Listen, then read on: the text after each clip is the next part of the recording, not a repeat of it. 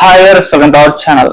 Pastor Praveen పగడాల గారి మృతికి సంబంధించి మిస్టరీ అయితే చాలా రోజులకైతే వీడింది. సో ఐజీ గారు ప్రెస్ మీట్ పెట్టి దీనికి సంబంధించిన వివరాలన్నీ కూడా బయట పెట్టేస్తారు. ఇది ప్రమాదవశాత్తు జరిగింది అని చెప్పేసి కూడా చెప్తున్నారు. మరి దీనికి సంబంధించి అంటే ఐజీ గారు ఇంకేం విషయాలు, ఈ ప్రమాదం ఎలా జరిగింది, దీనికి సంబంధించిన వివరాలు ఏం చెప్పారు, సో వీటన్నిటి గురించి డిస్కస్ చేయడానికి ప్రజెంట్ మనతో పాటు ప్రొడ్యూసర్ నటి కుమార్ గారు ఉన్నారు. వారితో ఒకసారి అడిగి తెలుసుకునే ప్రయత్నం చేద్దాం. నమస్కారం సార్. సార్, ఫైనల్ గా ఇవాళ ప్రెస్ మీట్ పెట్టారు. పోస్ట్ మార్టం రిపోర్ట్ కి సంబంధించి ఎలా జరిగింది అని చెప్పేశారు. అండ్ ప్రమాదవశాత్తు జరిగిందని కూడా చెప్తున్నారు. మరి ఎలా జరిగింది ప్రమాదం, మరి పోలీసులు ఐజీ గారు దీనికి సంబంధించి ఎటువంటి ఇన్ఫర్మేషన్ ఇచ్చారు సార్ ఈ రోజు? ఇప్పుడు మొత్తం టోటల్ గా ఐజీ గారు చూసిన దాన్ని బట్టి చాలా క్షుణ్ణంగా పరిశీలించారు. ఎందుకంటే ఇది ఒక మతానికి ప్రాబ్లము. ఆ మతానికి రేపు ఉదయం ఎక్కడ కూడా ఇబ్బంది రావద్దని చంద్రబాబు నాయుడు గారు ఆదేశాలతో, లోకేష్ గారి ఆదేశాలతో, డీజీపీ గారి ఆదేశాలతో ఒక ఐజీ గారు పర్యవేక్షణ లో, ఏలూరు ఐజీ గారి పర్యవేక్షణ లో, ఎస్పీ గారి ఇన్వెస్టిగేషన్ తో కొన్ని మొత్తం టోటల్ 5-6 టీంలు ఇన్వెస్టిగేషన్ చేసి క్షుణ్ణంగా మొత్తం టోటల్ గా మొత్తం క్లియర్ కట్ గా చేసి వాళ్ళు వెల్లడించారు. ఒకటి, నేను లాస్ట్ టైం కూడా ఎన్నోసార్లు మీకు చెప్తూ ఉన్నాను, డౌట్స్ ఉన్నాయి. ఒక వ్యక్తి ఇక్కడి నుంచి ఎలాగెళ్ళాడు, మందు కొట్టాడా, మందు బాటలు కొనేది నిజమేనా, ఆ ప్రవీణ్ పగడాల అకౌంట్ నుంచి వెళ్ళాయా, నెంబర్ 1. నెంబర్ 2, ఆయన మందు కొడితే మొత్తం టోటల్ టోల్ గేట్ దగ్గర పడిపోయింది నిజమేనా, ఆ పక్కన కూర్చోబెట్టింది నిజమేనా, అక్కడి నుంచి రాముప్పాడు జంక్షన్ లో పడిపోయింది నిజమేనా, టీ కోటి దగ్గర కూర్చోబెట్టింది నిజమేనా, మొత్తం టోటల్ గా డ్రింక్ చేశారా, మరి డ్రింక్ చేస్తే మొత్తం టోటల్ గా ఎవిడెన్సెస్ ఉన్నాయా, అక్కడి నుంచి 7 అడుగులు గోతులకు పడిపోయి ఎలా చనిపోయాడు, 40 years బ్యాక్, ఇవన్నీ సోయిన్సో మొత్తం టోటల్ గా డౌట్స్ అన్ని క్రియేట్ చేసాం. మొత్తం పోస్ట్ మార్టం రిపోర్ట్ లో ఆల్కహాల్ వచ్చిందా, ఇవన్నీ మనం అన్ని ఏదైతే డౌట్స్ కొంచెం చేసామో డౌట్స్ అన్నిటికీ నివృత్తి చేశారు పోలీసులు నివృత్తి చేశారు.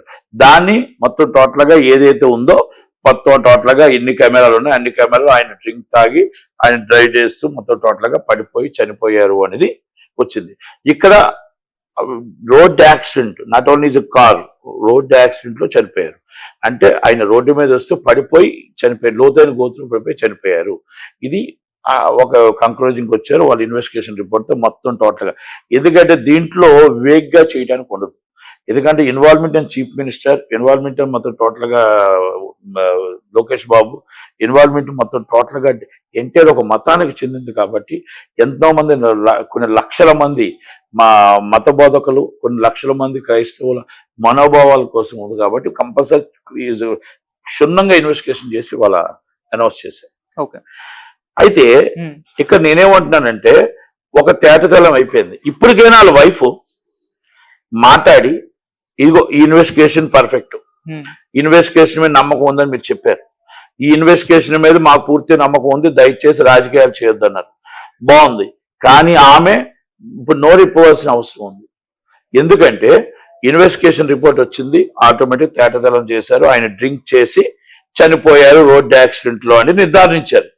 ఇప్పుడు ఆమె చెప్పవలసింది, ఇంటికాడి నుంచి వెళ్ళేటప్పుడు ఏమైనా గొడవలు జరిగాయా, ఆయన ఎప్పుడు ఇలా మందు కొడుతూనే ఉంటాడా, ఒక నిత్య మధ్యాహ్నం మందు కొడుతూ 2-wheeler మీద వెళ్ళాడా, అన్ని 3 సార్లు పడిపోయి కూడా మళ్ళీ అక్కడికి ఆ గమ్యం చేర్చుకోవడానికి ఎక్కడికో వెళ్తున్నాడు, ఆ వెళ్ళటానికి ఎందుకు ప్రయత్నం చేశాడు, వెనక్కి రావడానికి ఎందుకు ప్రయత్నం చేయలేదు, అంత డ్రింక్ చేసి వెళ్ళాల్సిన అవసరం ఏంటి, దానికి మొత్తం టోటల్ గా ఇది నిజమా అబద్ధమా, ఇది ఆమె కంపల్సరీ ఆమె నోరిప్పాలి. ఎందుకు ఇప్పాలి అంటే ఆమె నోరిప్పకపోతే ఎంటేరు కొన్ని లక్షల మంది క్రైస్తవుల మనోభావాలు దెబ్బతిన్నాయి. ఇప్పుడు డ్రింక్ చేసి వెళ్ళారు అనేది పోలీసులు నిర్ధారించారు. ఇప్పుడు క్రైస్తవులకి అందరికీ కూడా అవి మొత్తం టోటల్ గా చాలా మంది ఇప్పుడు మీ పాస్టర్లు అంతా ఎలాగైనా, లేకపోతే మీ క్రైస్తవులు అంతా మీ అంటే దేవుణ్ణి కించపరిచే పరిస్థితికి వచ్చారు. అది చాలా చాలా చాలా ముందు ఇమ్మీడియట్లీ, అందుకని సరే ఇమ్మీడియట్లీ మీరు చెప్పాలి. ఎందుకంటే క్రైస్తవ మత బోధకులు కొన్ని నియమావళులు ఉంటాయి, ఆ నియమాలు తీసుకొని బోధించేటప్పుడు మీకు కొన్ని లక్షల మంది మీరు అభిమానించే వాళ్ళు ఉంటారు. వాళ్ళ కోసం కొన్ని మీ అలవాట్లు వదులుకోవాలి, వాళ్ళ కోసం మీకు కొన్ని సొంత ప్రయోజనాలు వదులుకోవాలి. ఎందుకంటే దేవుడి కోసం మనం పనిచేయాలనుకున్నప్పుడు, దేవుడి కోసం జీవించాలనుకున్నప్పుడు, దేవుడి కోసమే ఉండాలి అనుకున్నప్పుడు ఇలాంటివి కొన్ని దూరం చేయాలి. ఇది నిజం అంటే రేపు ఇది అబద్ధమా నిజమా చెప్పవలసిన బాధ్యత ఆమె మీద ఉంది. ఎందుకంటే మీరు నాట్ ఓన్లీ మీ హస్బెండ్, క్రైస్తవులందరికీ కూడా తెలివి చెయ్యాలి. ఎస్, ఇన్వెస్టిగేషన్ రిపోర్ట్ కరెక్ట్ అయితే ఒకవేళ మీకు తప్పు అనిపిస్తే హైకోర్టుకి వెళ్ళొచ్చు, మీకు తప్పు అనిపిస్తే సిబిసిఐడి విచారణ అడగొచ్చు. మీకు తప్పు అనిపిస్తే సిబిఐ విచారణ అడగొచ్చు. తప్పు అనిపిస్తే రీపోస్ట్ మార్టం అడగొచ్చు. ఏమైనా మీరు అన్ని అడగొచ్చు. ఇక్కడ క్రైస్తవుల మనోభావాలు దెబ్బతినకుండా మీరు అనౌన్స్ చేయాల్సిన బాధ్యత కొన్ని లక్షల మందికి. ఆయన బోధకుడు కాబట్టి ఇది నిజమా అబద్ధమా, ఆయనకు డ్రింక్స్ అలవాటు ముందు నుంచి ఉందా లేదా, ఎందుకు గొడవ జరిగిందా, ఏమైనా జరిగిందా, అంత ఆతృతగా మళ్ళీ అన్ని దెబ్బలు తిన్నా కూడా 2-3 సార్లు పడిపోయినా కూడా అంత అర్జెంటుగా అక్కడికి వెళ్ళవలసిన అవసరం ఏంటి? అక్కడ ఏం పని ఉంది? మళ్ళీ ఇంటికి ఎవరైనా దెబ్బలు తగులుతూ ఇంటికి రిటర్న్ వస్తారు, కానీ ఇంటికి రిటర్న్ రాకుండా 2 సార్లు పడిపోయి మళ్ళీ 3 గంటలు కూర్చొని మళ్ళీ వెళ్ళవలసి వచ్చి మళ్ళీ చనిపోవాల్సిన అవసరం ఏమొచ్చింది? ఎందుకు జరిగింది, ఏం జరిగింది దాన్ని వివరించాల్సి, అంత ముందు ఏం జరిగింది కాన్సిక్వెన్స్ అనేది చెప్పాలి.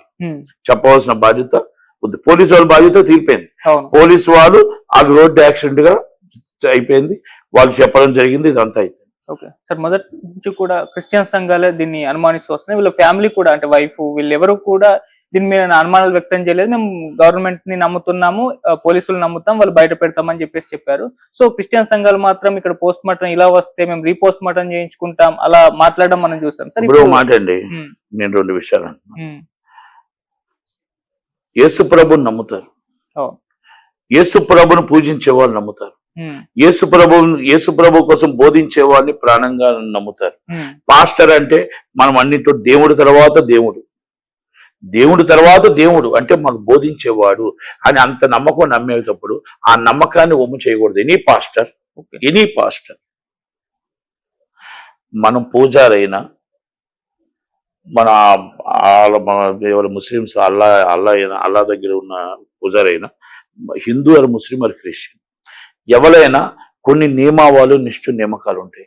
వాళ్ళకు తగ్గట్టు, దేవుడికి తగ్గట్టు మన కొంతమంది ప్రజలు అనుకూలంగా, ప్రజలకి ఏ విధంగా మనం భక్తులకి ఏ విధంగా ఉండాలో మనం కొన్ని త్యాగం చేసి వెళ్ళాల్సి వస్తుంది. అలాంటి పరిస్థితుల్లో మనం ఆయన డ్రింక్ చేశాడు అని నిజంగా పోలీసు వాళ్ళు చెప్పారు కాబట్టి ఇస్ రికార్డెడ్. మొన్నటిదాకా ఫేక్ అనుకున్నాం, ఇస్ రికార్డెడ్. వాళ్ళు కూడా నిర్ధారించారు. నిర్ధారించినప్పుడు భార్య చెప్పాలి, ఆమె దేవుడి కోసం, వాళ్ళ అమ్మగారు దేవుడి కోసం ఆ బిడ్డని దేవుడి కోసమే ఉన్నారు అని ఒక బోధకుడిగా ఆయన ఓకే అన్నారు. అలాంటప్పుడు కొన్ని దూరం అవ్వాలి. కొన్ని జీవితాలు, కొంతమంది మన దేవుడు కావాలనుకున్నప్పుడు కొన్ని దూరం అవ్వాలి. మరి ఇది అలా పెట్టుకొని చేస్తే రేపు ఇంకొక సమాధానం ఏం చెప్తాం? ఇంకొక పాస్టరు ఎలా నమ్ముతారు? ఇంకో బోధకుడిని ఎలా నమ్ముతారు? ఎవరైనా సరే, Hindu or Muslim or Christian ఎవరైనా అవ్వచ్చు. మేబీ ఏ దేవుడైనా గొప్పే, ఎవరి దేవుడు వాళ్ళకి గొప్ప. కనుక అవి నిజమా అబద్ధం అని చెప్పాల్సిన బాధ్యత వైఫ్ మీద ఉంది. ఇది ఆమె ఒక్కరికి బాధ కాదు, ఇది కొన్ని లక్షల మంది క్రైస్తవులకి నమ్మకాన్ని ఒమ్ము చేసే పరిస్థితి. కనుక దయచేసి ఆమె మాట్లాడాల్సిన పరిస్థితి ఉంది, మాట్లాడవలసిన బాధ్యత ఉంది. ఆమె చెప్పవలసిన బాధ్యత ఇది నిజం, ఎస్, ఫర్దర్ గా ఎలా చేసుకోవాలి ఏంటి, ఇది అబద్ధం, ఫర్దర్ గా ఏం చేయాలి ఏంటి. కనుక ఆమె మాట్లాడే పరిస్థితి ఉండాలి తప్ప దాన్ని, ఎందుకంటే చాలా మంది ఈరోజు బాధపడుతున్నారు, చాలా మంది అవమానపడుతున్నారు. కనుక వచ్చేది గుడ్ ఫ్రైడే, వచ్చేది దేవుడి దినాలు.